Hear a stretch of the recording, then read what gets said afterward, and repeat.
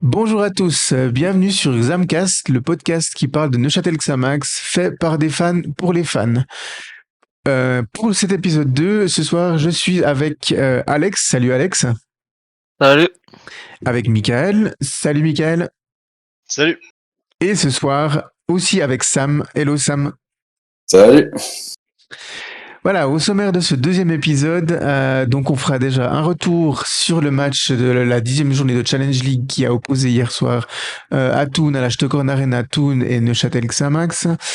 On ouvrira aussi notre rubrique légende. Donc vous le verrez, enfin vous l'entendrez, c'est une rubrique où on abordera des joueurs ou des matchs de légende de notre club. Et puis, on a choisi de répondre à une question de la communauté aussi qui est revenue durant la semaine. On vous a posé des questions sur nos différents réseaux sociaux. Et puis, la communauté a souhaité qu'on fasse un petit bilan de la saison 2022-2023. Mais du coup, avant de se plonger dans le vif du sujet, je vais passer la parole à Sam pour qu'il se présente comme nous nous sommes présentés la semaine dernière lors de notre premier épisode, puisqu'il n'était pas là. Donc voilà, Sam, parle-nous un petit peu de toi et puis du coup de ta passion, comment est venue ta passion de Neuchâtel Xamax. Alors, j'ai 33 ans. Je suis un passionné de Xamax depuis que je suis né, enfin on va dire à l'âge de 6 ans, où j'ai été emmené au stade, l'ancien stade de la Madière par mon grand-père. Et depuis là, j'ai croché directement pour les Rouges et Noirs. Et c'est à partir de 16 ans vraiment que j'étais libre de pouvoir sortir sans mes parents, de pouvoir aller à tous les matchs, où j'ai loupé peut-être 3-4 matchs à domicile depuis là. Waouh, super, ouais. Pas mal, hein, depuis toutes ces années, une bonne fidélité de ta part, Sam. Ah, j'en ai vu Ok, toutes les couleurs. t'en as vu toutes les couleurs, ouais. Exact. Alors du coup, messieurs, hier soir a eu lieu donc la 10e journée ce week-end a eu lieu la 10e journée de Challenge League. Et puis en ce qui concerne notre club, il se rendait à Thun, à la Stockholm Arena. C'était donc hier soir, samedi 7 octobre. Pour un match de tous les dangers, hein, quand même, puisque au coup d'envoi, donc Thun était, on va dire, deuxième, parce que si on les avait dépassés en jouant le vendredi, mais au début de la journée, ils étaient solides leaders de Challenge League. Neuchâtel Xamax restait sur une série de 3 défaites qu'on a évoquées la semaine dernière dans notre premier épisode. Donc, un match piège pour nous. Mais au final, voilà, un score final de 1-1. Donc, messieurs, un petit peu votre sentiment général. Ce match nul entre Thun et Neuchâtel Xamax, pour nous, est-ce que c'est un point de prix ou c'est 2 points de perdu? Voilà, Alex.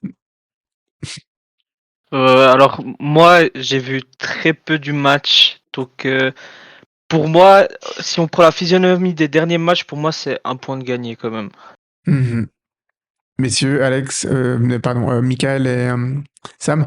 Euh, ben, voilà, quand même, compte tenu de la physionomie de la première mi-temps et même de la fin de la deuxième mi-temps, il y a eu du mieux qu'on va développer, mais ça reste quand même un point qu'on a gagné. On a quand même été très loin de penser à gagner ce match. Mhm. Pour toi, Sam. Pour moi, c'est un très bon point car ça n'a jamais été facile de jouer Toon, que ce soit dans ce stade ou leur ancien stade. Donc, pour moi, c'est un bon point gagné quand même. Ouais, je partage votre sentiment, messieurs. Pour moi, c'est aussi un point de gagné.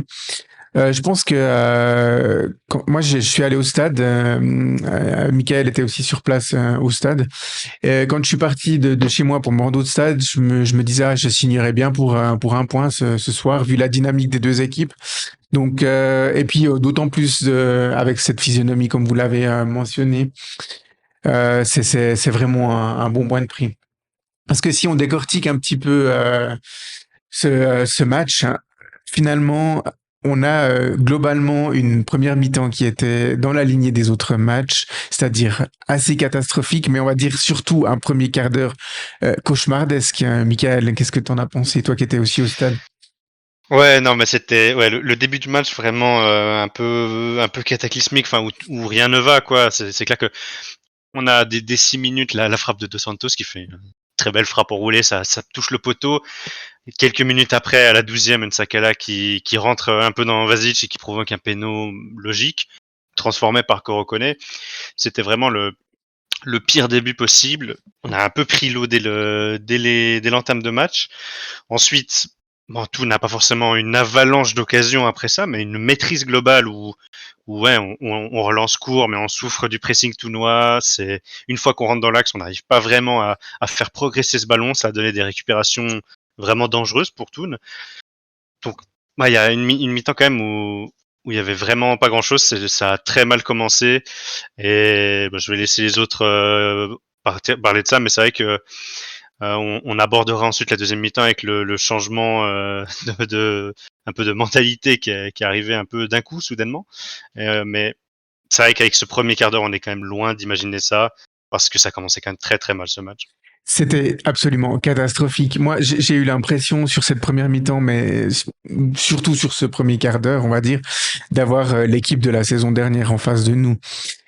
C'est-à-dire que enfin, Xamax faisait du Xamax, c'est-à-dire un jeu de possession, mais une possession finalement assez stérile dans les zones dangereuses, mais beaucoup de déchets techniques, que ce soit dans les passes qui n'arrivaient pas au bon endroit, ou alors des joueurs qui n'étaient pas placés à l'endroit où ils devaient être placés lors d'actions offensives, ou alors des contrôles défaillants. Il y a pas grand-chose qui tournait, et puis voilà, après 12 minutes, Nsagala, il rentre dans Vasic, je crois, hein, c'était. Il rentre Ouais, comme un camion. Alors, ouais. dans un premier temps, je me suis dit non, mais il y a rien. Puis après, effectivement, on Il revu les des déménage images bien quand même. à la télé, c'est penalty indiscutable.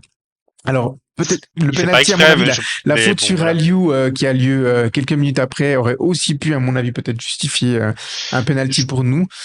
Ouais, si je peux vite, en 2 secondes, donner mon avis avant que tu le donnes, avant que tu continues, c'est vrai que cette action-là, elle est un peu litigieuse dans le sens où, en fait, c'est le duel physique quand tu joues pas le ballon et quand tu luttes pas pour la balle et que tu t'occupes que du joueur, c'est quand même un peu limite, quoi. Mais bon, après, je sais pas, j'ai pas revu l'action, c'est pas dans les highlights et je suis pas allé revoir dans le replay. Sur le moment, je me suis dit, c'est pas forcément choquant qu'il ne la siffle pas, mais en même temps, quand même, il s'occupe que du joueur sur ce moment, sur ce Ouais, coup-là. c'est ça, c'est quand même un gros body check. Et puis, ok, Ouais, tu me diras ouais, qu'au ouais. foot, on a le droit de jouer les contacts avec les épaules, mais là, c'était quand même assez suffisamment violent pour que ça justifie un penalty. Mais Puis c'est bon, pas une bref, lutte pour le ballon, mais ça non, c'est pas une lutte pour le c'est ballon, clairement. secondaire quand même. Mais du coup, ben voilà, 12 minutes de jeu, on joue pas bien. Toon ouvre le score sur un penalty. Il s'était déjà créé, comme tu disais avant, cette énorme occasion. Donc à ce moment-là, je pense que tous les supporters que nous sommes, on était vraiment très très très inquiets. On a été confirmés dans nos inquiétudes parce que toute la première mi-temps a été de cet acabit. Alors Toon, ils ont pas su profiter forcément des espaces qu'on pouvait laisser quand ils récupéraient le ballon des fois dans des zones, mais alors défensivement, après, on a paradoxalement plutôt bien tenu. Hein. Je trouve qu'il y a eu des sauvetages, notamment de la part Plutôt. de Johan Epito, ouais, qui ont été excellents. Donc défensivement, on a plutôt bien tenu, mais offensivement, on a vraiment eu énormément de peine. Et enfin, les rares fois en fait où on arrivait à aller vers l'avant, ça aboutissait à des centres qui arrivaient au troisième voire au quatrième poteau, ou alors le joueur il fait l'appel dans la profondeur et puis la passe elle arrive dans les pieds, mais au moment où il demande la passe, donc forcément ça finit par une mauvaise passe. Ou alors on arrive à bien se développer, mais par exemple notre attaquant de pointe qui était rap hier soir, il venait des fois tellement chercher les ballons sur le côté ou en arrière que quand les joueurs se retrouvaient sur le côté, ben il y avait personne dans la boîte, dans la zone de vérité. Si par presque miracle, j'ai envie de dire, le centre il arrivait, donc voilà, mi-temps, 1-0 pour Toon, mais beaucoup d'inquiétudes chez moi et j'imagine Mm.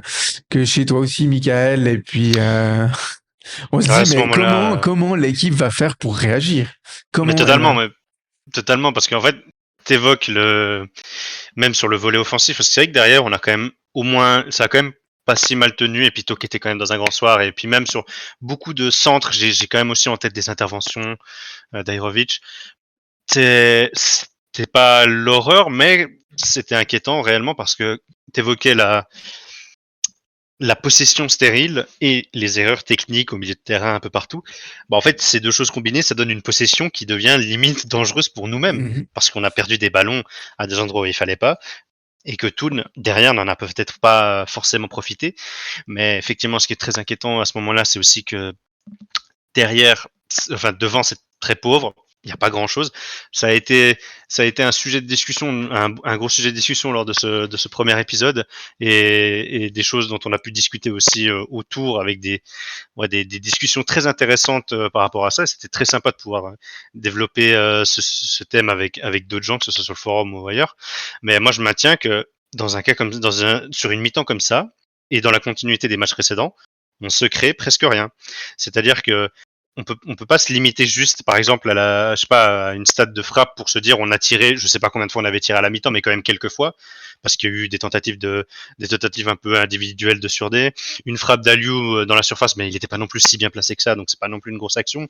Il y a quand même 2-3 trucs, donc à la mi-temps, on peut se dire on a essayé de tirer, mais c'est pas ça mais pour autant, ça s'est pas joué à de l'inefficacité, ça s'est joué au fait qu'on a juste vraiment presque rien. Et sur cette mi-temps, je maintiens que c'est dans la continuité de ce qui s'est passé avant. On se crée rien, en fait. On verra du coup que la deuxième mi-temps c'était différent, mais lorsque l'arbitre siffle et renvoie les joueurs au vestiaire, ça sent quand même le match qui va ressembler aux choses qu'on a vues précédemment, quoi. On a pris un but, on a donné, il y a un penalty qui a été offert. Enfin, on leur a offert un penalty, mais ça peut être sur les autres fois, c'était pas forcément sur des penalties, mais sur d'autres erreurs. Donc il y a une erreur derrière. L'adversaire obtient un but, et derrière, impossible de marquer parce qu'on n'a rien. Ça ressemblait vraiment à ce qu'on a vu les autres fois, et ça faisait un peu peur, quoi, cette mi-temps. C'est ça. On se disait finalement que c'est Toon qui avait les clés du match et pas tellement nous, Oui, parce que totalement. C'est ça, c'est bien résumé. on se dit soit ils essayent de gérer leur acquis et puis c'est un match qui pouvait se terminer à 1-0, ou alors on attaquait de manière toujours aussi désorganisée ou imprécise plutôt que désorganisée. Et puis jusqu'à ce qu'ils nous placent un contre assassin qui mène au 2-0, puis soit le match finit à 2-0, soit derrière ils arrivent encore à enquiller un voire deux buts si c'était vraiment le plan catastrophe. Donc à ce moment-là, on est à la mi-temps, tous les supporters de Neuchâtelois, on était vraiment très très inquiets.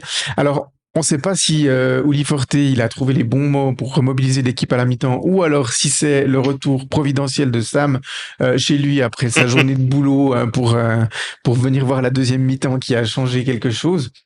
Mais parle-nous un peu, Sam, toi tu rentres, t'arrives, tu vois c'est 1-0 à la mi-temps, t'as pas vu la première mi-temps, tu te dis quoi? J'avais déjà reçu des messages de vous tous sur la première mi-temps, donc je me suis dit ça va être une seconde mi-temps compliquée. Mais finalement, j'étais assez surpris. Ils ont bien pressé le début de seconde période. Je trouvais qu'ils essayaient de se créer des occasions pour tourner le ballon. Malheureusement, on échouait toujours devant. Il y avait un peu mieux sur les seconds matchs qu'on a eu. Donc, je pense aussi de la première mi-temps que je n'ai malheureusement pas pu voir. Et puis voilà. Mhm.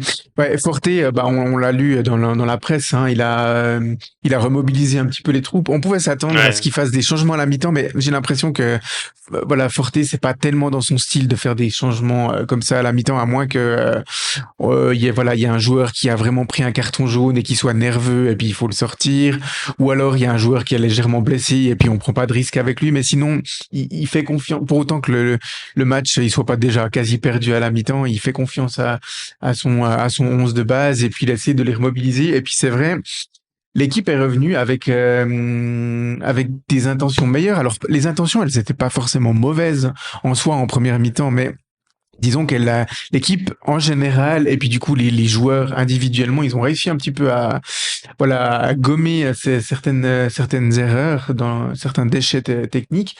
Et puis on a réussi aussi, moi je trouve, à beaucoup plus verticaliser le jeu. On a quand même essayé d'enchaîner, d'enchaîner, moins enchaîner les passes latérales et puis d'aller plus vers l'avant parce que c'est ça qui a fait mal finalement à tout. On a vu que défensivement, ils n'avaient pas sorti une grosse première mi-temps en soi, ils n'avaient pas dû s'employer. Donc dès qu'on a haussé un petit peu le niveau de jeu, on a réussi à les mettre un petit peu dans le jus derrière.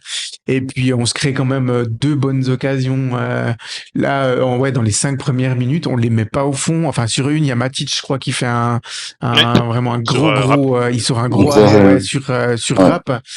Donc là, on se dit, purée, voilà, on joue mieux, on arrive à se créer des occasions, on les fout pas au fond, et puis on va se faire punir derrière, quoi.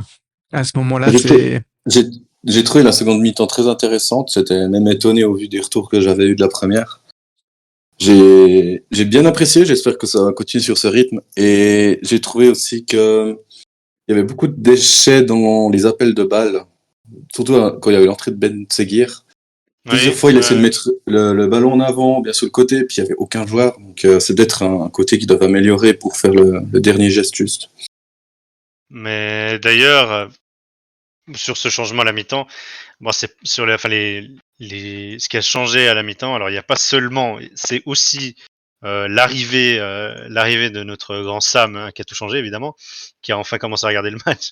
Mais c'est aussi, tu parlais de ce que Forte, enfin, des échos de ce qu'ont dit les joueurs et le coach lui-même. C'est clair qu'à la mi-temps, euh, je pense que Forte devait se dire que ça se jouait de toute façon pas à des changements d'hommes sur le terrain, parce que de son propre aveu, il estimait que son équipe était beaucoup trop en réaction et qu'elle n'était pas assez joueuse, qu'elle osait pas assez. Donc c'est plutôt là-dessus. Je pense que ça a été discuté à la mi-temps. Il y a aussi Epito qui évoquait ça. Donc c'est plus ce qui a été dit à la mi-temps et la façon apparemment a priori de changer. Disons de changer d'approche, ça jouait comme tu le disais plus direct, ça jouait bien sur les côtés, il trouvait aussi beaucoup mieux Rap dans l'axe, alors qu'en première mi-temps c'était beaucoup plus compliqué. Mhm. Et, et ça s'est traduit effectivement par plusieurs actions, même avant le but effectivement. Pas mal, enfin quelques actions, un bel arrêt de Matic, beaucoup moins de pertes de balles dangereuses effectivement, parce que ça jouait bien plus direct. On a, on a aussi sur les côtés, ça allait bien mieux avec un Atekame qui réussissait à déborder, à centrer bien plus que sa première mi-temps où après un gros choc, il était complètement éteint les dernières minutes de la mi-temps. Mhm. Euh, et Ouais, ça, j'ai eu peur d'ailleurs à ce moment-là, moi. ouais, parce qu'il avait, mais surtout dans sa gestuelle, il avait l'air complètement éteint, vraiment. Et donc ensuite, ça se, ça se peaufine sur une superbe transversale d'Aliou. Voilà, un gros cafouillage qui termine dans les pieds de Surdé et qui marque, mais tout de même Del Toro qui se bat très bien pour provoquer ça. Et c'est clair que là, les différences se sont vues et tu parlais du fait, ouais, je pense pas que c'est forcément le style de Forte de faire plein de changements à la mi-temps. J'ai envie de dire d'autant plus lorsque tu estimes et analyses que ce qui manque, c'est de changer de style de jeu et d'oser plus. C'est clairement là-dessus que ça a été discuté et je pense que ça s'est bien vu. Alors, on va évoquer ensuite le dernier quart d'heure qui est assez compréhensible, hein. C'est à domicile contre une équipe qui est contre le premier avec le public qui pousse. Mais Mhm. j'ai quand même, c'est là-dessus que je trouve que c'est très positif. J'ai quand même beaucoup aimé comment, en un changement de manière d'aborder le match, on voit que les joueurs sont capables. Ouais, effectivement. Là, donc l'équipe est justement récompensée hein, de ses efforts. Alors Mmh. ça vient pas sur une action de folie, Voilà. elle restera pas dans les annales. Mais Franck sur D, il est là au bon endroit pour reprendre le ballon, placer une frappe imparable pour Matic. Et à ce moment-là, on se dit ben voilà, l'équipe elle est revenue. Et puis comme le disent les hockeyeurs, le momentum il passe plutôt de notre côté. Enfin, on a l'impression à ce moment-là.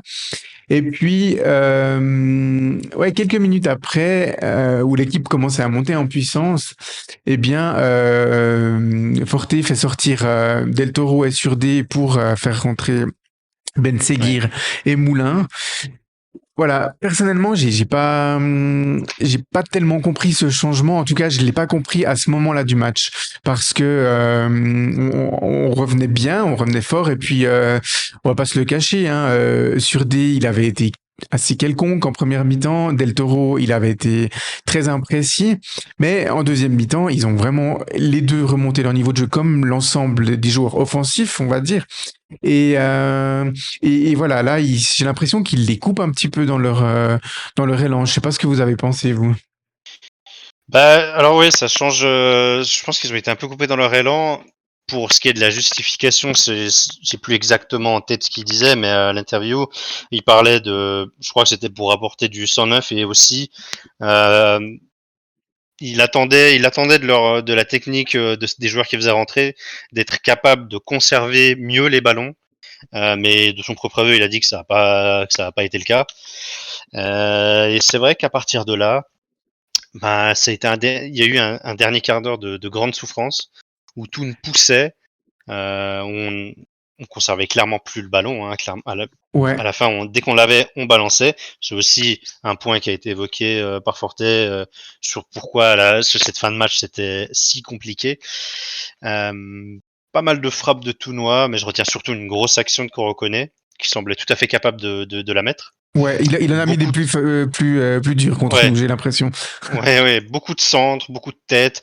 Ça a été compliqué. Finalement, ça a tenu avec un bloc très solidaire où les attaquants venaient aussi beaucoup travailler. Mais ouais, ça a été difficile. Ça aurait pu tourner vraiment. Ça aurait clairement pu tourner. Alors que de l'autre côté, on n'a plus de situation. On n'a même pas de transition, de vraie contre-attaque qui se crée malgré un Toon qui pousse énormément et qui jette toutes ses cartes dans la bataille. Donc ouais, ça a été une fin de match très animée où vraiment on tenait, on n'en menait pas large.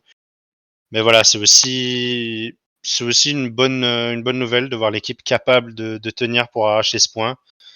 Je, je développerai un peu parce que je retiens quand même quelques enseignements de ce match. Mais Mhm. même si c'est qu'un point, c'est quand même important d'avoir été capable d'obtenir quelque chose et d'avoir d'eux-mêmes pris les choses en main pour inverser un peu la tendance de ce match, surtout dans une période qui est si compliquée. Ouais, dans ce dernier quart d'heure de souffrance que tu évoquais et que je partage, moi je retiendrai quand même une petite éclaircie, c'est l'entrée de Fabio Saiz. Ouais, Ouais. Il est rentré en même temps qu'Angelo Campos à la 79e. Alors Campos, il a fait une entrée tout à fait correcte, hein, il a pas raté, mais voilà, il est arrivé dans une période où on l'a peu vu parce que, comme tu le disais avant, l'équipe balançait et puis il a pas vraiment le profil pour garder les ballons très haut et permettre au ouais, bloc de remonter. c'est plus Donc, une entrée fantomatique, mais c'est pas de sa faute, quoi. Voilà. ouais, c'est ça. C'est son C'est pour ça qu'on en profil qui a parlera pas été plus que ça. fantomatique, c'est pas lui en soi. Mais par contre, Fabio Saiz, alors moi j'ai trouvé intéressant parce que quand je l'ai vu rentrer, je me suis dit, ouh, ben voilà, il va faire sortir Mats Hamrich, qui était pas forcément dans un grand soir.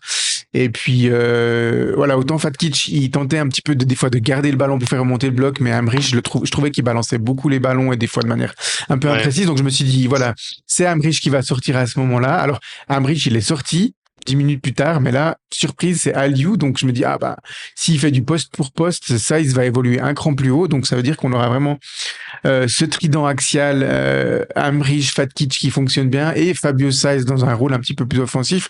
Alors, moi, je demande confirmation. Là, on a eu que 10 minutes. Sur ces 10 minutes, il y en a eu 9,45 de souffrance. On va dire ça comme ça. Donc, on l'a pas énormément vu. Mais par contre, on a eu quand même, à mon avis, une ou deux fois, quelques éclairs de ce qu'il pouvait apporter dans ce rôle-là. Fabio Saiz, c'est quand même un joueur qui a une technique et puis une vista vraiment excellente et dans ce rôle de milieu offensif, eh ben c'est pas qu'Aliou il est pas bon, hein, loin de ça, mais je pense que dans ce rôle-là, eh ben il peut faire des dégâts, vraiment.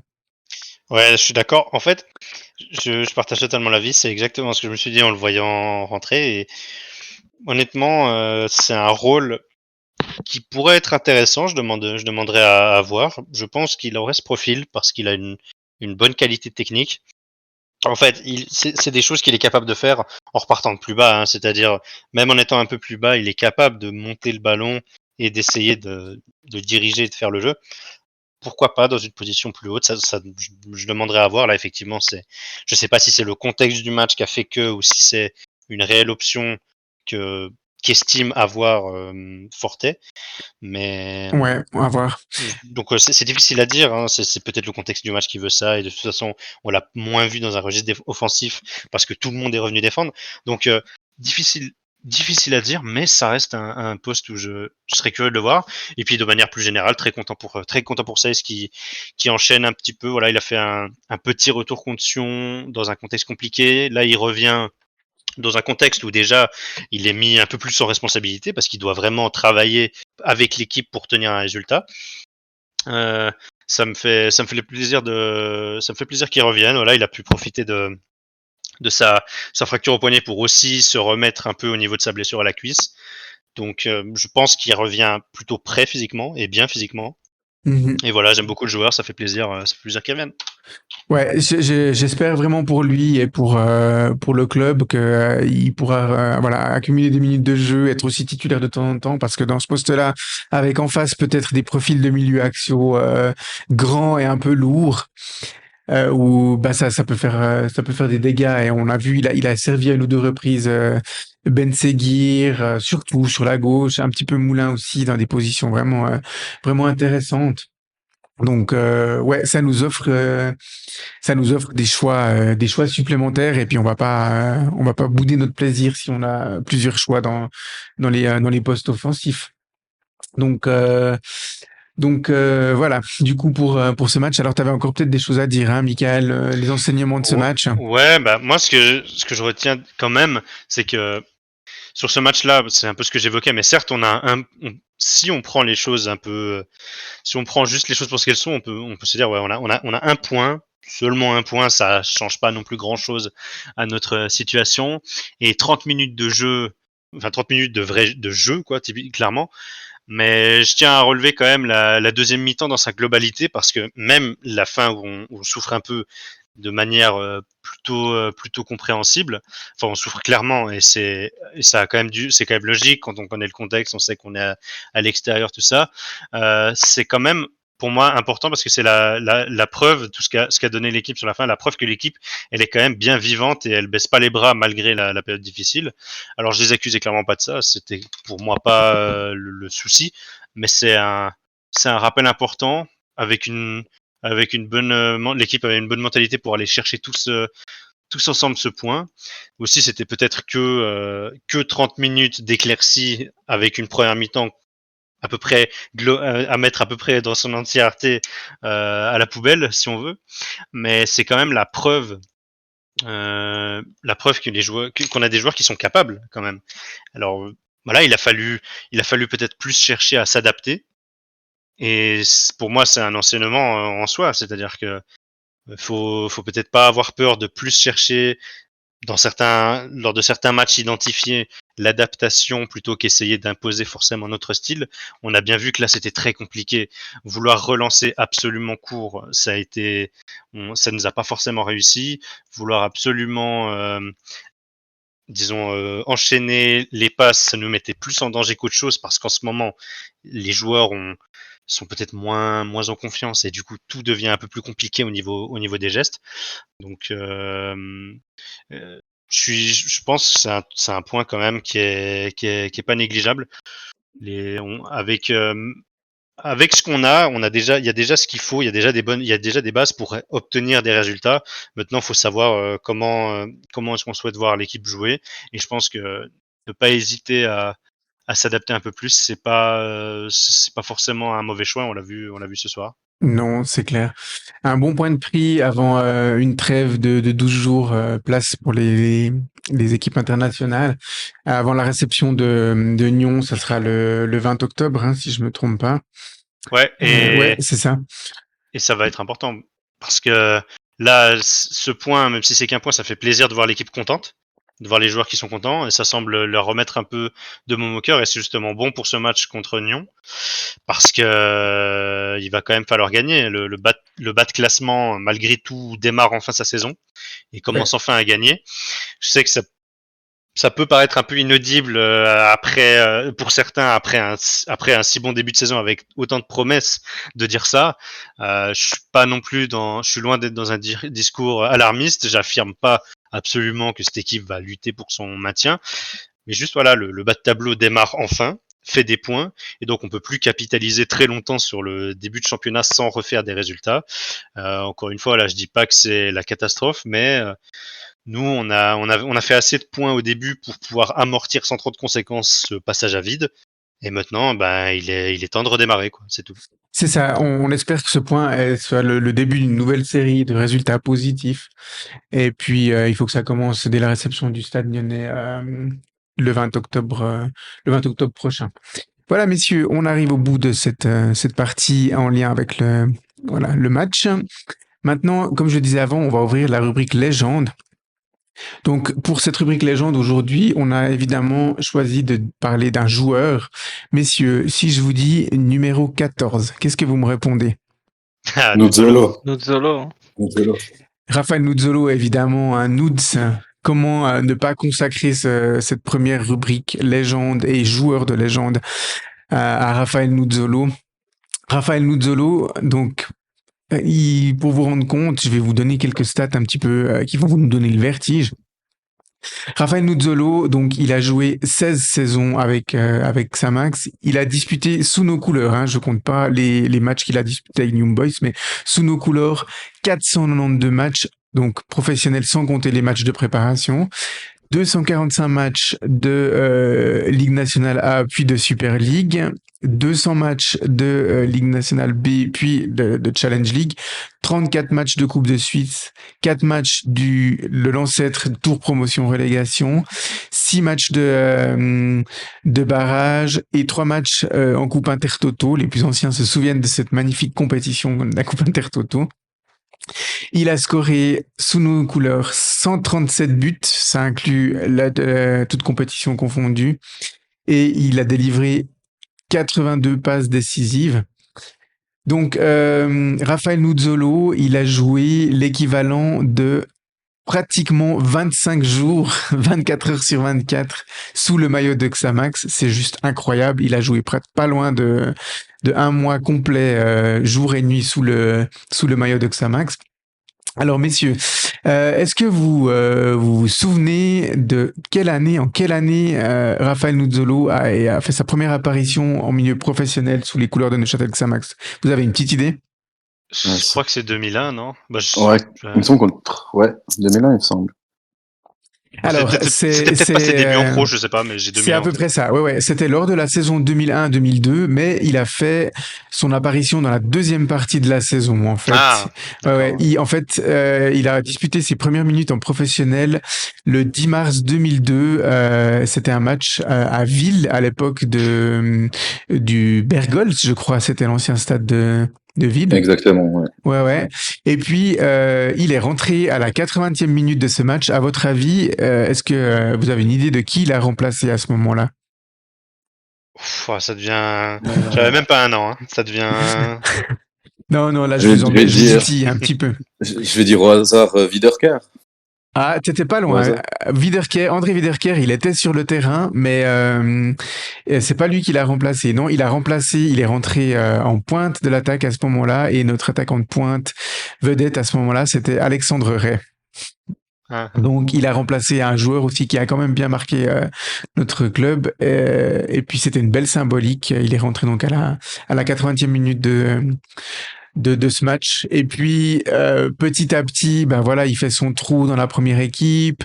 Il s'affirme d'abord comme milieu de terrain à droite. Ensuite, il connaît une saison sous Nestor Clausen qui l'utilise comme latéral droite pour dépanner. Et puis ensuite, il remonte sur le terrain. Il a ses belles années. Il reçoit pour la première fois le brassard de Neuchâtel Xamax. Ensuite, il y a la période Chagaïev. Et puis le premier déchirement, on va dire, avec ce départ à Young Boys. Alors, on a l'impression que sans Bulat Chagaïev, Raphaël Nuzzolo aurait porté le maillot de Neuchâtel Xamax durant toute sa carrière. Mais voilà, l'histoire, on a choisi autrement, avant un retour triomphal, on va dire, dans la saison 2015-2016, si je me trompe pas, ou 2016-2017. Non, c'était en 2015-2016. Non, il est arrivé en 2016, été 2016. Ouais. Il est revenu en 2016-2017. La deuxième saison de Challenge League. C'est ça, la deuxième saison de Challenge League. Et puis, oui, il est devenu vraiment un goléador replacé à la pointe de l'attaque. Et avant le deuxième déchirement et dernier déchirement du coup qui a eu lieu cette année avec son départ, son annonce de départ à la retraite. Messieurs, quelques mots pour vous qui viennent du cœur pour définir Raphaël Nuzzolo. Alex. Bah, moi, c'est une légende, de toute façon.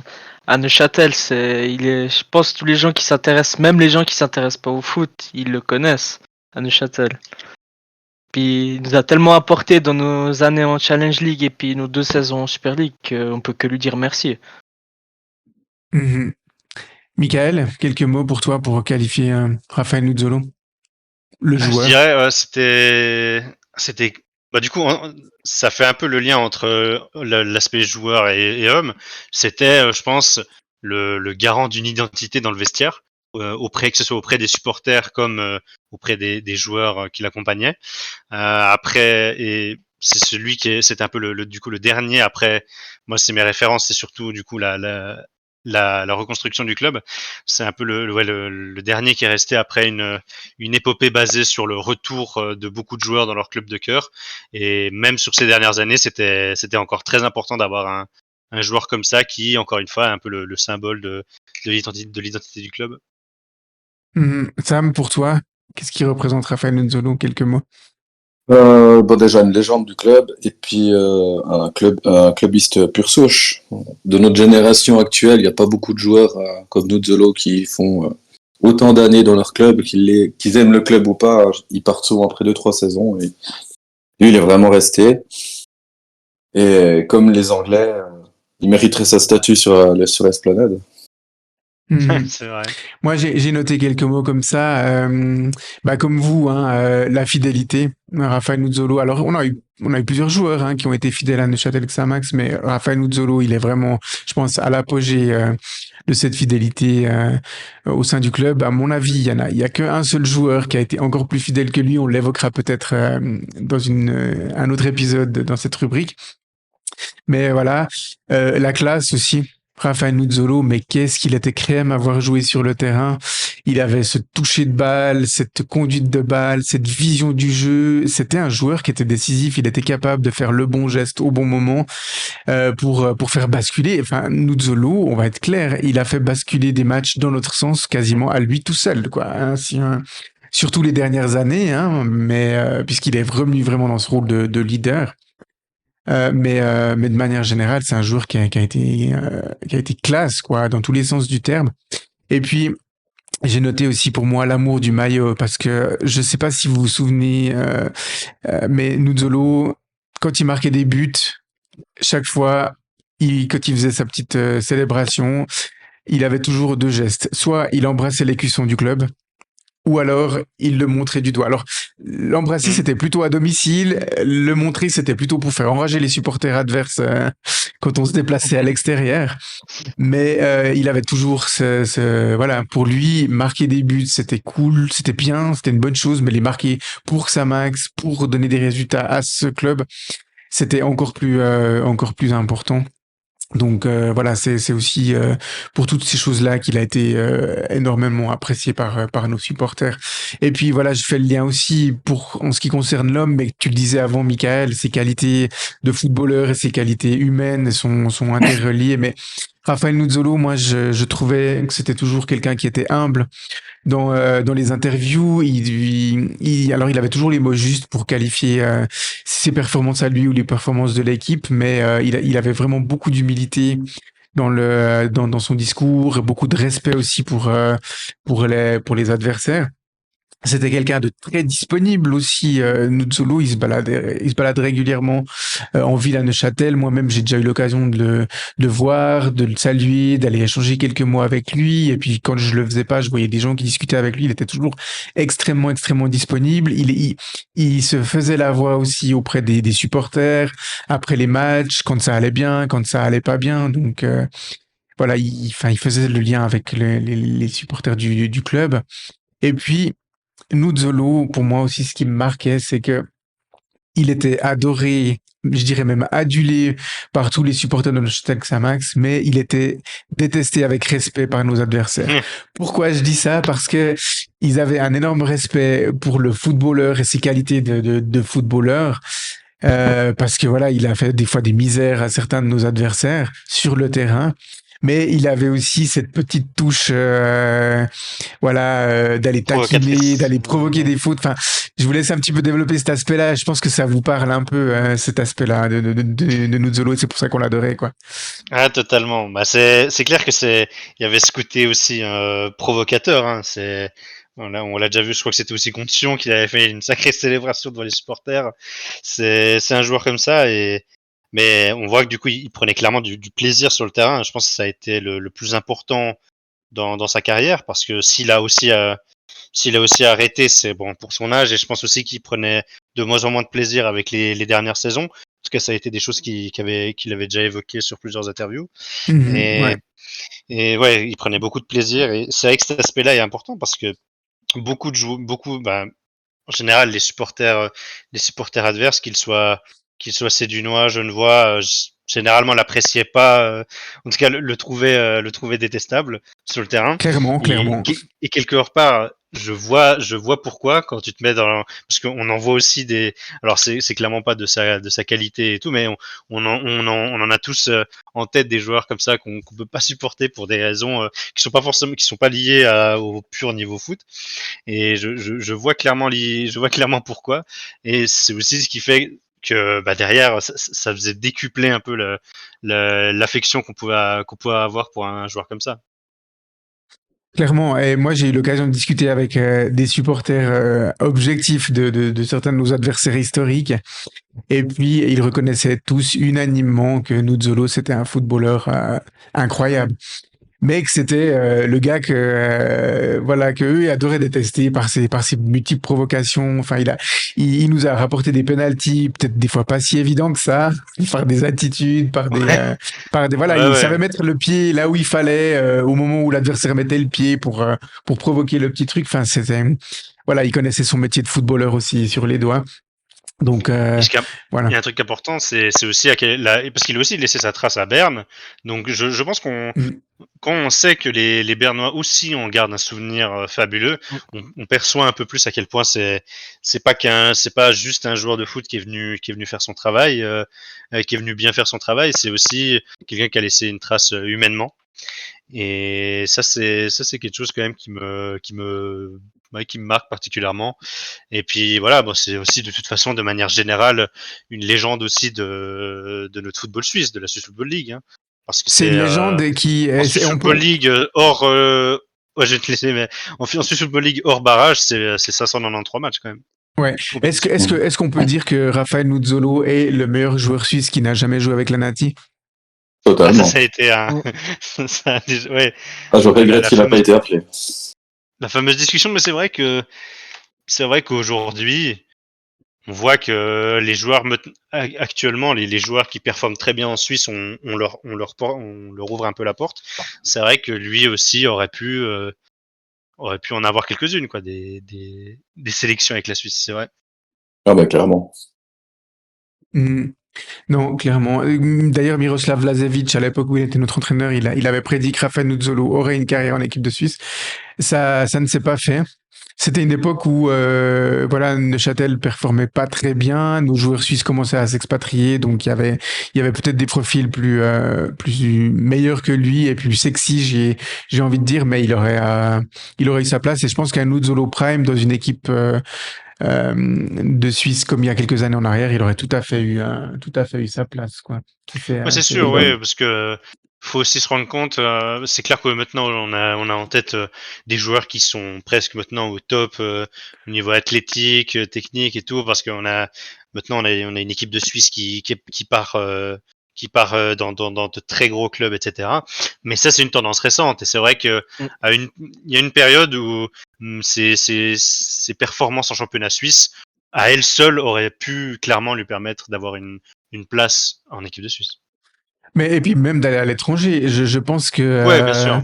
un Raphaël Nuzzolo avec le niveau qu'il avait à l'époque, on le garderait pas longtemps à Neuchâtel. Il partirait dans un plus grand club en Suisse, puis ensuite peut-être vers l'étranger. Pour moi, c'est une évidence.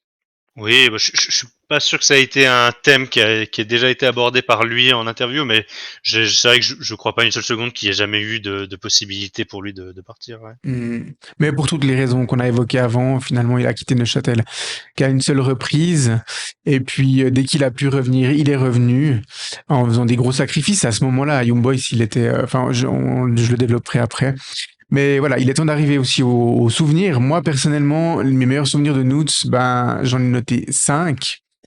On va peut-être commencer par toi, Alex, qui est le plus jeune, qui a entre guillemets le moins connu Noots Zolo sous notre maillot. Ouah. Qu'est-ce que tu as noté comme souvenir de Noots? Bah, moi, mes souvenirs, c'est quand il est revenu à Neuchâtel, de toute façon, ça. Et puis Ouais. après, vraiment, mes meilleurs souvenirs, c'est notre début de saison en Super League, qu'on remonte. Il va nous sortir de ses buts qui nous font gagner le match, ou bien qu'on va chercher le match nul. Puis que ces des buts, ils sortent entre guillemets de nulle part, il va les chercher lui-même, quoi. Genre, contre Bâle, quand il y avait eu l'hommage à Fekhinetti, où il va nous chercher ce but dans les dernières minutes qu'on Ah, ça égalise. c'est. Ouais. Mhm. Ça, c'est des moments, je sais pas, je peux pas les oublier. Hein. Oui, Non, mais non, parce c'est que ça, clair. pour des gens de notre âge, ça c'est un des très très grands souvenirs au stade, hein, pour le coup. Ouais. Ouais, c'est clair. Est-ce que d'autres parmi nous là avaient noté son retour à Neuchâtel comme meilleur souvenir? Oui, Ouais, moi. bah moi Ouais, c'était moi j'ai mis aussi. vu que ça c'est mes références, c'est le Nuzzolo depuis 2016. C'est un point, euh, un moment où il était du coup depuis son retour. C'est un souvenir qui est presque anodin. C'est vraiment une référence de jeune qui n'a pas connu un passé glorieux avec Zamax. Mais sans trop savoir pourquoi, moi, avec Nuzzolo, je repense presque systématiquement en premier à une action très précise, c'est son but contre Getse en 2019, où il passe le gardien et il marque dans un angle super fermé. Il est incroyable ce Mais but. parce que c'était un but complètement fou et dans un match qui nous maintient presque définitivement, enfin, qui nous offre au pire la place de barragiste. Et voilà, c'est le truc qui me vient en tête avec mes références à moi. Et puis sinon, bah, de manière un peu moins sur un précis en particulier, moi il y a un truc sympa quand j'y pense quand même, c'est le fait que mon premier match au stade c'était en 2018 et en 2008 je veux dire, et Nuzzolo était déjà sur le terrain à ce moment-là.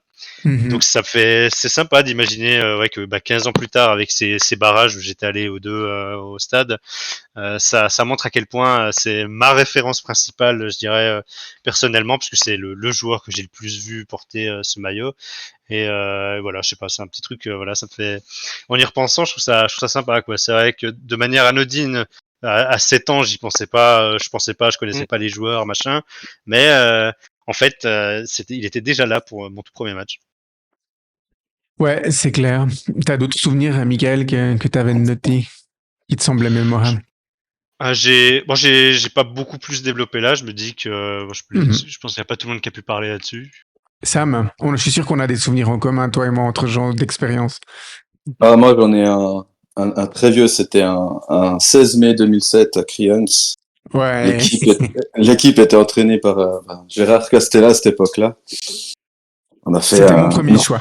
c'était c'était un sacré match sous une pluie torrentielle bien dégueulasse parce que c'était un petit stade sans toit. On avait ouvert la marque à la 14e, ensuite égalisation 80e, et puis Nuzzolo qui fait le coup de grâce à la 89e. Il nous plante Oh un le but de vache. malade.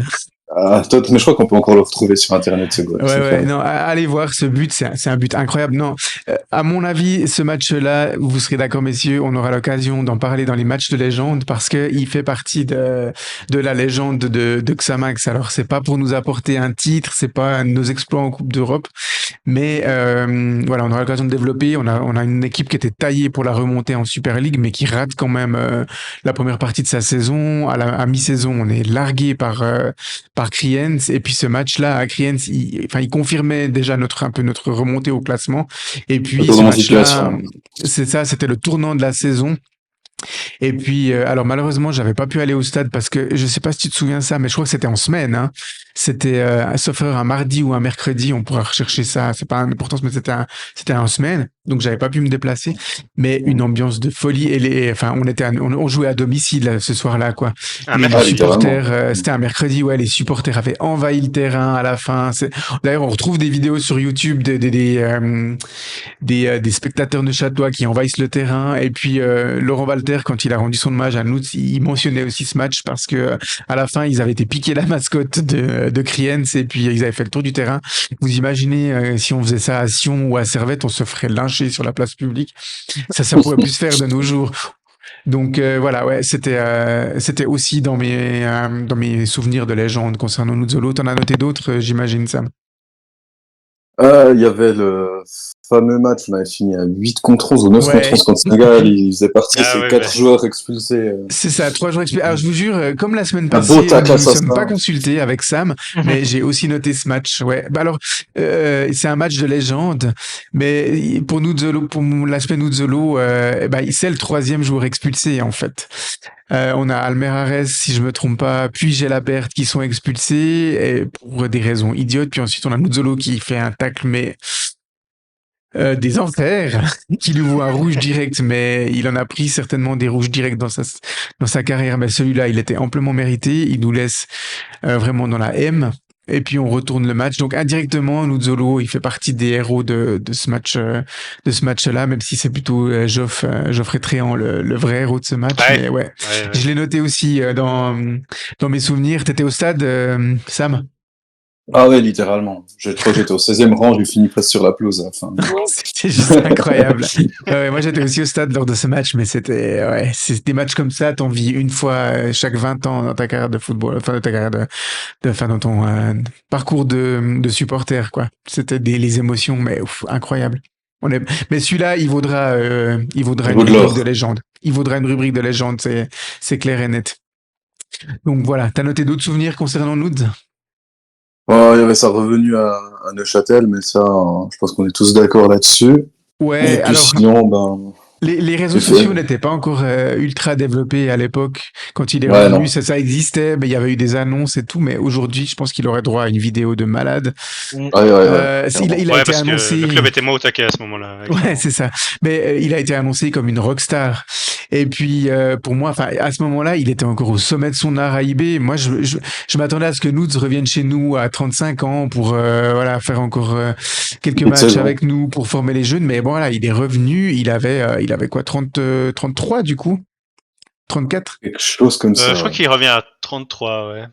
Ouais, donc encore de beaux jours devant lui. Il nous l'a prouvé par la suite. Enfin, il a 2 saisons de suite. Il a dynamité la Challenge League. Et puis c'est vrai que l'annonce de son retour, c'était juste incroyable. Il y avait une telle hype dans les réseaux, sur le forum. Les gens étaient dingues. On était presque à envoyer des cartes postales de remerciements à la direction de Young Boys pour les remercier de l'avoir libéré parce qu'il est revenu. On n'a pas payé d'indemnité, donc voilà. Et puis là, on avait tous compris que c'était pas le sportif qui le faisait revenir, c'était l'amour du maillot de Xamax. Et puis on s'est dit ouais, lui il est vraiment spécial. On le savait déjà qu'il était spécial quand il est parti, mais quand il a annoncé son retour, c'était juste incroyable. Et sur ces 2 saisons en Challenge League avec son retour, c'est sa première saison où il revient, c'est en 33 matchs, c'est 18 buts, 13 passes D. Et sur 2017-2018, en 34 matchs, c'est 26 buts, 10 passes décisives. C'est incroyable. Je pense que depuis là, on n'a pas vu des stats de buteurs de Challenge League aussi. C'est ça, parce que c'est complet. Mhm. Il y a plus de 30 points buts passe D. Ouais, sur les 2 saisons. Il est impliqué sur plus de 30 buts de Xamax, c'est incroyable. Ouais. C'est hallucinant. Non, c'est hallucinant. T'as noté d'autres souvenirs, Sam? Peut-être son dernier match à la Maladière. Mhm. Ouais. Un match bien émouvant. Et puis ce magnifique tifo avec un Nuzzolo géant en secteur Les D. supporters avaient fait quelque chose de superbe. Super boulot, ouais. C'est clair. Mais objectivement, messieurs, est-ce que vous avez pleuré à ce moment-là? Vous avez lâché une petite larme? Moi, j'ai pas assez profité du moment, j'étais trop soulagé juste de que cette saison s'arrête. Donc, j'ai pas réussi à être submergé par l'émotion, alors qu'en réalité, ça m'aurait pas dérangé, mais non. Mais c'est vrai que c'était quand même un moment particulier. Ouais, alors moi je vous avoue que j'ai lâché une petite larme parce que pour moi c'était 20 ans de l'histoire du club qui partait. Là, c'était le départ de la dernière bande de copains qui était revenue pour faire remonter le club au sommet. Ah bon, il y a eu encore le départ de Max Veloso après, mais symboliquement Nuzzolo et c'était très fort. Et puis, on va être aussi objectif. Ce match, s'il avait été il y a 2, 3 ans en arrière, ce double barrage, il les aurait pas joués. Il a pas joué au match aller parce qu'il était Ouais, ouais. blessé. Le Il était staff, rentré en là, toute fin de match, c'est ça. mais Et puis, il a ouais, joué sur un pied. Alors, ça a été confirmé après coup que normalement, il aurait pas il était dû absolument pas jouer, puis apte. qu'il était absolument pas apte à jouer. Mais on l'a tous vu sur le terrain qu'il était pas apte et qu'il est rentré dans des conditions optimales. On venait d'assurer notre maintien. À ce moment-là, on était à +5 entre le match aller et le match retour, donc on n'avait plus rien à craindre. Donc Ouais. c'est vrai que Entre les c'était deux matchs, il a joué 27 minutes. un moment, ouais, c'était un moment assez incroyable, une belle communion. Moi, j'ai noté, à part ce qu'on vient de dire, j'ai noté encore 2 souvenirs. Pour moi, c'était un match à Vaduz où on avait gagné 5-0 en 2017, où il nous plante un triplé. Ouais. Ouais, Ouais. ouais. Euh, J'ai vu ça. Celui-là alors, aussi il a était pas pas mis un mal. hat-trick parce qu'il y avait eu un but à nouveau de Tréant qui était venu s'intercaler entre ses buts 2 et 3. Mais il nous met une frappe, une merveille de frappe enroulée dans la lucarne, une petite déviation sur une ouverture C'était de Charles-André Doudin, si je me trompe pas. Et puis Ferrare, il nous plante un but de la tête. Et puis là, c'était la folie. à ce moment-là, on était au sommet de notre art dans ce championnat de Challenge League.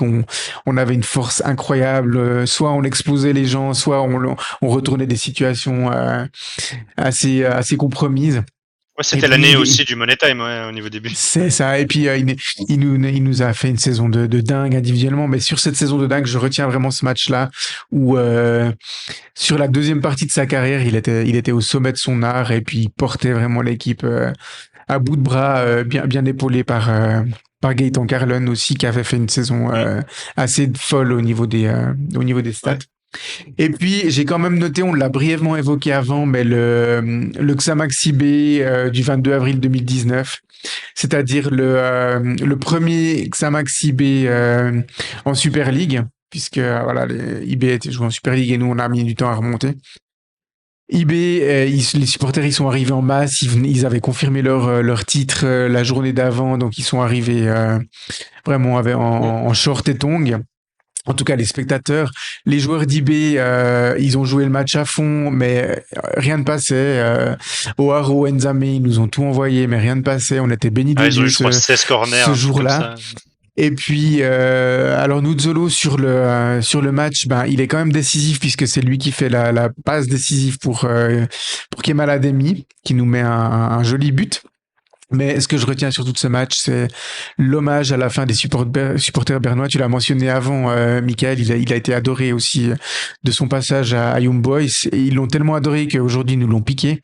Mais pendant de longues minutes, il est resté assis avec son fils devant les supporters bernois qui ont crié des Nuzzolo, Nuzzolo, Nuzzolo devant de longues minutes. Et puis moi, je me souviens, j'étais là et je regardais ça avec émerveillement en me disant, mais combien de fois on voit en fait un joueur de notre équipe qui est applaudi, qui est acclamé par nos adversaires?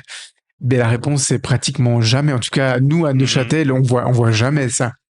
Ça Non, se voit des fois effectivement. dans des grands clubs pour des grands joueurs, mais enfin Ronaldo quand il était retourné à Manchester avec le Real, voilà. Mais pour des joueurs de Neuchâtel Xamax, on voyait jamais ça. Et puis là, je me souviens que j'ai eu des frissons de voir ça, ce COP bernois qui était tout simplement incroyable. Et puis l'hommage envers Nuzzolo, enfin c'est un souvenir que je garde vraiment de Raphaël Nuzzolo. Ouais. Ouais. Moi, j'avais un point encore à dire sur Nuzzolo. Sauf erreur, c'est le dernier joueur de Xamax qui était encore qui jouait chez nous, qui était formé sous l'ère Fakinetti, sauf erreur. C'est Je fort me trompe possible. pas. Ouais, Il c'est a fort débuté sous possible. l'ère Fakinetti. Bah ouais, vu qu'il avait 40 ans presque au moment où il a arrêté, ouais, c'est fort possible. Donc tu le disais avant, Michael, le plaisir commençait à diminuer un petit peu ces dernières saisons. Alors on avait tous pensé qu'il aurait arrêté à la fin de la saison 2021-2022. On était tout heureux de le voir signer pour une saison supplémentaire on savait tous à ce moment-là que ça allait être la dernière. Et puis je fais le lien avec la question de la communauté qui était le Ouais. bilan de la saison 2022-2023. On était loin de s'imaginer vivre cette saison cauchemardesque qu'on a vécue l'année passée. Alors, pour certains, ça va être facile de répondre, pour d'autres un peu moins, mais est-ce que selon vous, la saison 2022-2023 de Neuchâtel Xamax a été la plus difficile à vivre en tant que supporter? Alex? Euh, Elle a clairement été difficile cette saison parce que franchement, il y a eu des matchs à domicile où on était beaucoup, ben c'était difficile à comprendre parce que quand tu voyais les matchs qu'on faisait, le niveau de jeu que l'équipe proposait, c'était les gens qui sont encore là cette année, c'est un miracle parce qu'avec avec le jeu proposé l'année passée, c'était Ouais. compliqué de suivre, hein. Non, c'est clair. Pour C'est toi, vrai que, Michael, est-ce que cette saison était la plus catastrophique de ton souvenir de supporter? bah, étant donné que j'étais quand même bien loin de comprendre et d'être assez impliqué pour vraiment estimer les enjeux de la faillite du club au moment où c'est arrivé, c'est clairement celle-ci, ma pire saison, parce que il y a à peu près aucun moment où il y a eu du plaisir, il y a eu beaucoup de paris au niveau des joueurs, pas grand-chose qui a fonctionné, une morosité ambiante qui s'est installée, et finalement, j'allais au stade en sachant à peu près ce qui allait se passer, donc il y a vraiment à aucun moment eu la possibilité de prendre du plaisir, même à domicile, quoi. Je suis beaucoup allé en déplacement, mais même à domicile, on est juste, j'ai regardé, on est juste un poil au-dessus de Vaduz, mais à la différence de but sur les classements à domicile. Mais en gros, c'est une catastrophe. Même à domicile, t'en gagnes 3, donc même à domicile, tu prends pas de plaisir. Même là, c'est le plus important quand même pour fidéliser des gens. Même là, c'était l'horreur. Donc ouais, saison vraiment pénible. Euh, Quand tu vois que notre meilleur buteur, bah, c'était un meilleur buteur et meilleur passeur, c'était un Nuzzolo qui vivait sa dernière année de carrière, tu te rends compte que il avait pas grand chose, pas grand monde pour l'épauler. Ouais, c'était quand même super lourd, et voilà, étant donné que j'étais pas vraiment assez, bah, c'était à cette période-là, je pouvais pas vraiment exactement me rendre compte de ce qui se passait vraiment Mhm. avec la faillite du club. C'est celle-ci ma pire. Je m'attends je m'attends à ce que vous me disiez que c'est pas celle-ci la plus difficile à vivre, vous, mais voilà. Et Sam, pour toi, c'était la Alors, saison la plus difficile à vivre? oui et non, on va dire. On va dire que la première, c'était en 2011-2012, avec Ouais, ouais. cette belle faillite. Heureusement, on a été achevé assez rapidement à la pause hivernale. Mais on gagnait des matchs, donc du coup, ça cicatrisait, oui et non, la plaie qui était en train de largement s'ouvrir. Et cette saison, on a agonisé toute la saison au final. On savait pas ce qui allait. Et même si on marquait un but, on ouvrait le score, on savait qu'on allait s'en prendre deux derrière. Donc du coup, même si on marquait, on n'arrivait même pas à exploser de joie. Donc c'était émotionnellement, c'était cette saison la pire. Mm. Mais la faillite reste aussi une des pires. Enfin, Ouais. les deux, c'était Ouais, difficile. émotionnellement, la Là, on faillite, c'était... Ouais, ouais. excuse-moi. Ouais. Là, on s'est relevé. Avec la faillite, on savait pas si on allait se relever dans une division 5e ligue, 2e ligue inter. Heureusement, il y avait les moins de 21 qui nous ont sauvé un peu la mise, puis pas recommencer tout en bas, et qu'on n'avait pas joué contre la Coto fait 3. Et finalement, Le derby contre la Coto fait, ouais. exactement. Ah bah, on y va, hein. Non, franchement, les deux sont les pires pour moi, mais cette saison, on a réussi à se relever malgré l'agonie de longue durée. Alors, Mais on par n'a contre, pas joué à la sportivement, Coto je fait, pense mais que on a c'est fait la les deux pire, pleins. quoi. Ouais, ouais, j'allais le dire. Émotionnellement, la faillite, c'était horrible, mais sportivement, cette saison, c'était une vraie purge. Moi, j'ai envie de Totalement. dire, on pourra développer un petit peu, mais j'ai envie de dire, on a été sauvé par le règlement cette année. Oui, non, mais totalement. Ouais, Je littéralement. veux dire, on a été sauvé parce que la Ligue a décidé cette année d'augmenter le nombre d'équipes en Super League et du coup d'instaurer un barrage entre le dernier Challenge League et la Promotion League. On a été sauvé par le règlement et par le fait qu'il y a un gouffre, on l'a vu quand même, entre la Promotion League et la Challenge League. Alors Rapperswil, c'était pas non plus le haut du tableau, mais ils se sont présentés 5e. bien. Ouais, c'est ça, ils se sont présentés bien inférieurs à nous. Donc c'est vrai que c'était une saison horrible parce qu'elle commence en fait par un mercato euh, qui est pas si mauvais que ça sur le papier. On a quand même, j'ai noté en vrac, on a quand même les arrivées de Danilo Del Toro qui sortait de plusieurs grosses saisons à Chafouz. Alors il était plus titulaire, il était considéré comme joker, mais il arrive chez nous avec une promesse d'être titulaire et puis de belles promesses dans le jeu. On a l'arrivée d'un Kenan Fatkic qui sortait quand même de belles saisons aussi à Thun où il s'était imposé dans l'axe du milieu de terrain. On nous annonce l'arrivée de Luis Pedro Cavanda avec un bon pédigré, un joueur d'expérience et tout ça. Et puis Andrea Binotto, notre entraîneur confirmé dans son poste, fait la préparation et puis il sort cette déclaration de début de saison que ce Xamax c'est le plus fort, l'équipe la plus forte qu'il a jamais entraînée. Donc tout le monde se dit ouais, il a dû le regretter. Et puis on se dit waouh, c'est prometteur pour la suite. Et puis, on a finalement un début de saison qui est juste catastrophique. Premier tour, on finit avec un point. Et puis on prend un point à domicile contre un Vaduz qui était aussi catastrophique à ce moment-là parce qu'ils jouaient sur 2 tableaux avec la Coupe d'Europe et puis ils avaient aussi raté leur début de saison et puis si on n'avait pas raté le nôtre, ils auraient été derniers assez facilement. Donc ouais, un premier tour mais vraiment catastrophique. Alors, on nous avait habitués à des deuxièmes tours catastrophiques, l'automne maudit à Neuchâtel, où on perd quasiment tout entre octobre, novembre et décembre. Mais là, ça commençait, mais ça a commencé sur les chapeaux de roue avec des défaites assez lourdes, assez nettes, quoi. Je veux dire, on n'avait pas l'impression que l'équipe pouvait sauver quelque chose de ce début de saison, puis avec un mental qui coulait de plus en plus, et puis une absence de jeu, quoi. Sur cette période Binotto, finalement, on a une équipe qui avait beaucoup de peine à être joueuse, qui avait beaucoup de peine à se créer des occasions, et puis alors qu'il laissait juste des énormes boulevards derrière. Enfin, on était catastrophique dans la zone 1, dans la zone 2 et dans la zone 3. Donc voilà, on pouvait pas espérer quelque chose de mieux en étant aussi catastrophique. Donc voilà, ce qui devait arriver arriva. Binotto, alors on sait pas trop dans quelles circonstances il est parti, s'il a claqué la porte, si on l'a limogé. Alors officiellement, il a été limogé, mais je pense que lui-même il était d'accord avec cette décision. On sentait un homme en peine quand même. Ah ouais, il était en peine, il était extrêmement nerveux dans les derniers matchs, je dirais les 2 derniers matchs avant son limogeage. Il était très nerveux sur le bord. Il avait fait des déclarations qui ne lui ressemblaient pas, honnêtement, dans la presse. Donc voilà, limogeage, arrivée de Jeff Saibene. On espère le fameux choc psychologique, mais le choc psychologique, il n'a pas eu lieu. Il y avait du mieux dans le jeu. On voit un Jeff Saibene qui essaye de reposer un peu l'équipe, qui essaie de donner un fond de jeu, mais les résultats, ils suivent pas, quoi, malheureusement. Ouais. Et ouais, mais d'ailleurs, tu parlais de défaites lourdes. En fait, c'est surtout, c'est clairement dans le jeu, c'est qu'il n'y avait pas grand chose à sauver. Après, j'ai souvenir que pendant longtemps, je me disais, tiens, mais en plus, on prend pas des gros scores. Parce que je crois que jusqu'aux dernières journées, on n'avait pas pris plus que 2 buts d'écart, un truc comme ça. Mais c'était même pas qu'on prenait des immenses scores, mais juste, il n'y a rien qui allait, quoi. Il y a vraiment rien qui allait.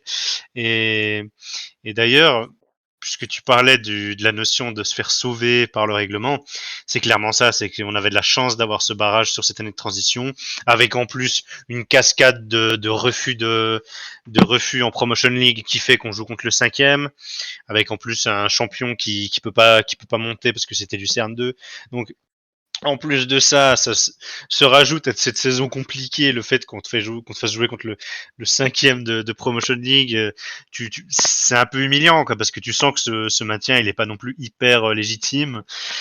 Et on a couronné ça de de trucs un peu ridicules sur le point juridique, parce que Mhm. il y a eu ces discussions où on savait qu'on allait à 100%, on se dirigeait 100% vers la 10e place, et on te fait encore un peu bassiner en disant oui, mais normalement cette place de barrage, ce barrage, il devrait pas se faire jouer pour X ou Y raison. C'était vraiment terrible, hein. Même dans les coulisses, c'était décourageant. Enfin voilà.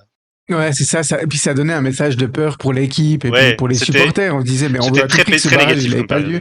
période. Parce qu'on sent que sportivement on est en danger, même contre le cinquième. Alors à ce moment-là, on savait pas que c'était le cinquième, mais ouais, ça s'est décidé au dernier moment. Mais c'est vrai Ça envoyait des mauvais ouais, signaux qui ça envoyait des mauvais ajoutaient à signaux. la morosité ambiante, quoi, disons.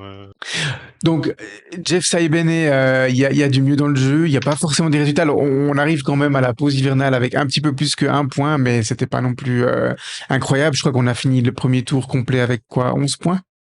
Quelque chose comme ça, C'est ou 8. possible, ouais. Bah, enfin J'ai bon, pas ouais, j'ai noté plus les la chiffres stat, sous les yeux. donc il Donc, faudrait rechercher pour savoir exactement.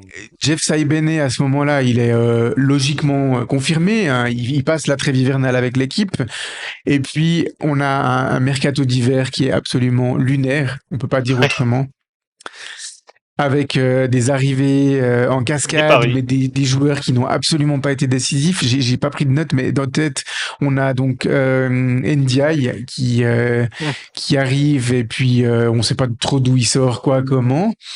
On a Tizian Tucci qui arrive en prêt du FC Bâle, mais il a été longtemps blessé et puis il arrivait à un poste où il n'y avait pas forcément besoin de renforcer à ce moment-là et puis voilà. On a Marvin Spielmann qui vient depuis Lausanne, mais il vient clairement pas de gaieté de cœur, quoi. Il vient parce que Lausanne le veut plus et puis parce qu'il voulait du temps de jeu. Puis ensuite, il a été passablement blessé. Alors, on va dire que ça a peut-être été le moins décevant de nos recrues Le moins hivernales, pire. le moins pire, voilà, Ouais. parce il a quand même planté 2 goals, si je me trompe pas. Mais, euh, 3, mais je crois, il me semble qu'il ouais, y en a. Mais bref, un mercato vraiment complètement dans la panique, qui a plus déséquilibré l'équipe qu'autre chose. Et un troisième tour qui n'est finalement pas forcément mieux que les autres. On fait quand même nos points par-ci par-là, mais de manière, on fait du surplace. Chaque fois qu'on a l'opportunité de revenir sur nos adversaires, on foire, Mm. on perd on perd 2 points contre Chafouz après une expulsion bête de Bakayoko. On a cette défaite mortifiante contre Yverdon. Ah 2 oui, à 1 alors où on prend 2 buts dans les arrêts de jeu alors qu'on avait ça, c'est un quasiment sacré souvenir ultra qui va rester, dominé. hein. On avait quasiment ultra dominé le match et ça a été le tournant de la saison pour nous, mais aussi pour Yverdon parce que à ce moment-là, ils se sont dit invincibles et puis d'ailleurs ils ont marché sur tout le monde pour aller vers une Ouais. promotion selon Et non, moi à partir ultra de là, on n'y méritée. a plus cru, quoi. C'est ça. Et puis finalement, un Jeff Saibene qui démoralisé démissionne après une défaite très nette à Haro. Symboliquement, c'était assez fort que Jeff Saibene, qui a quand même fait une bonne partie de sa carrière à Haro, démissionne après un match à Haro. On a perdu ce frère 5-2 ce match. 5-2, ouais. Ouais, Ouais. c'est ça. Et du coup, l'arrivée d'Uli Forte et puis un changement de discours où on arrête avec en foot, tant que mathématiquement c'est pas fini, on y croit. Forte, Ouais, c'est il ça. arrive et puis il dit non, cette équipe, elle va jouer les barrages, c'est quasiment sûr et certain. Maintenant, je la prépare à ça, à cette mission-là. Et puis, on a un Uli Forte qui commence par... Alors, déjà, il a un petit peu de chance parce qu'il récupère certains blessés, hein, quand même. Ce qui permet aussi de repositionner certains joueurs. On l'a dit la semaine passée, hein, notamment Fatkic et Amrich à leur position naturelle. Et puis voilà, on a une équipe qui n'était pas forcément focalisée sur les résultats purs en fin de saison, mais surtout dans l'attitude, dans le fait de défensivement fermer les portes.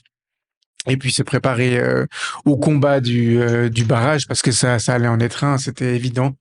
Même si on était ultra favori, quel que soit notre adversaire à ce moment-là, on ne les connaissait pas encore notre adversaire. Donc donc ouais, une saison pénible du début à la fin. Et puis comme tu le disais avant, Michael, moi j'ai profité de cette deuxième mi-temps contre Rapperswil parce qu'on avait compris que c'est bon, on restait en Challenge League et puis on pouvait juste profiter de Nounou Zolo encore quelques minutes. Mais globalement, des moments de bonheur dans cette saison, il n'y en a pas eu des masses, hein. Non, très très peu, et c'est ça. Bon, bah l'équipe, ça leur a fait du bien, l'arrivée de Forte, et surtout, ouais, comme tu dis, ce point où on arrête de faire semblant que mathématiquement c'est pas fini. On sera en barrage, on se prépare pour ça. On assume qu'on est mauvais. Voilà, et ça a fait aussi lâcher un peu tout le monde. Tout le monde a lâché un peu prise chez les joueurs, peut-être aussi chez les supporters et chez nous tous, le public. Et voilà, bon, bah, cette fin de saison qui s'est terminée, bon, pas particulièrement de manière joyeuse, mais en tout cas, ça se finit. On sentait qu'au moins l'équipe se préparait bien. Un barrage, bon, ben voilà, après c'était le 5e de Promotion League, donc avant le match, on se disait et si la catastrophe arrive. Au final, Trappersville c'était largement moins bon, mais le doute a duré. Je crois que c'était au bout de 20 minutes qu'on menait 3-0 là-bas. Ouais, c'est ça, Donc, grosso modo. donc voilà, mais effectivement une saison qui aura été presque jusqu'à la toute dernière seconde très pénible. Juste ce barrage où bon, ça commence à voilà, ça s'est vite dégoupillé, mais voilà, on va en garder un souvenir pendant un moment, je pense, de cette saison, parce que c'est quand même un cas d'école de comment complètement vriller et comment j'ai pas envie de dire tout rater, parce que je reste convaincu qu'il y a eu des bonnes idées de mercato, et on le voit aujourd'hui que des joueurs sont en fait au niveau, hein. Mais voilà, on va s'en souvenir parce que c'est la saison où rien ne va. C'est ça. Alors, petit message à la communauté. Pour la prochaine fois, si vous pouvez nous soumettre des sujets un peu plus joyeux de l'histoire du club, c'est volontiers. Parce que, alors, les souvenirs de cette saison, ils sont encore assez vifs. Malheureusement, c'était la saison dernière, donc on s'en rappelle encore tous très bien. Mais pour la suite, donnez-nous des souvenirs plus joyeux. Si je vous dis ça, c'est parce qu'on arrive gentiment à la fin de cette émission, messieurs. Merci pour votre participation. La semaine prochaine, pas de match à décortiquer, puisqu'on l'a dit avant, le prochain match, ce sera le 20 octobre. Donc, si vous souhaitez, chers auditeurs, nous soumettre des sujets à discuter la semaine prochaine lors de notre émission hebdomadaire, n'hésitez pas sous nos réseaux ou sur le forum des supporters à nous contacter, et puis on se fera un plaisir de débattre autour des sujets que vous pourrez nous proposer. Alex, Michael, Sam, merci pour cette émission, pour ce soir. Avec et plaisir. puis à dimanche prochain. À dimanche Ciao. prochain. Ciao.